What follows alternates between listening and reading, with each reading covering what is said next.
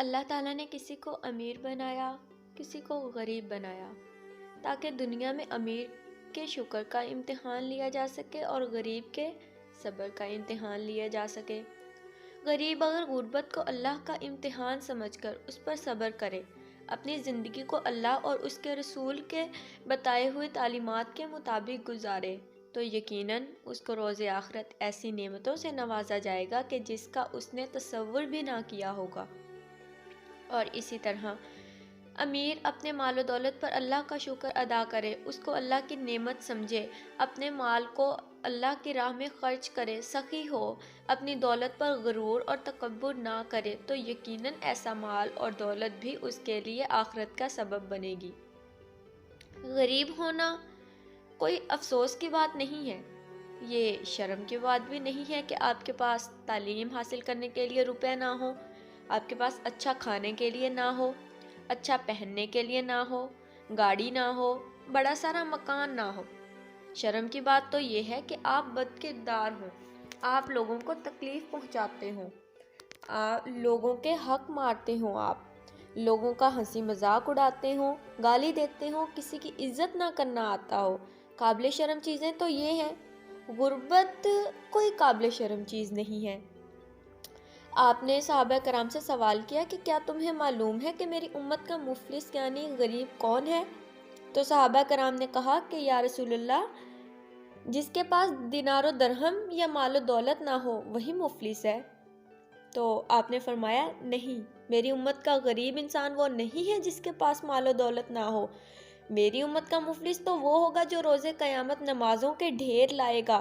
عبادات، زکوٰۃ اور حج کے ڈھیر لائے گا، جو اللہ کا حق پورا ادا کر کے آئے گا اور اس کو معلوم ہوگا کہ میں تو ضرور جنت میں جاؤں گا۔ لوگ بھی سوچیں گے کہ ہاں،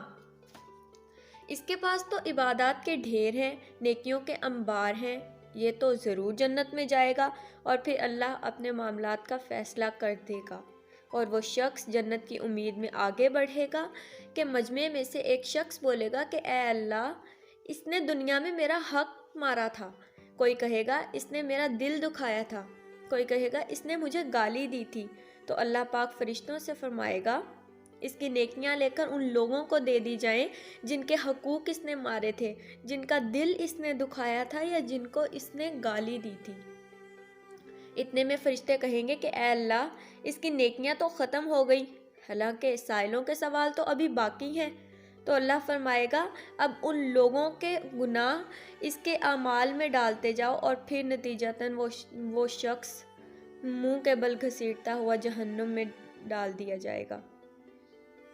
ساری دنیا کا مال و دولت بھی جمع کر لیا جائے تو ایک نیکی نہیں خریدی جا سکتی۔ اس طرح معلوم ہوتا ہے کہ دولت ہونے کے باوجود دنیا میں لوگوں کا حق مارنے والے اصل میں غریب ہیں۔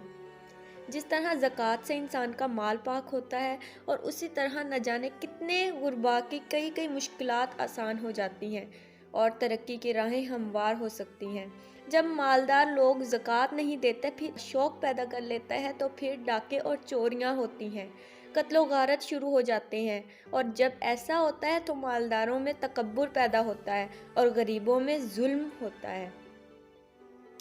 حضرت علی نے فرمایا اگر مفلسی اور غربت مجھے کسی شکل یا وجود میں نظر آ جائے تو کفر و باطن سے پہلے میں اسے قتل کروں،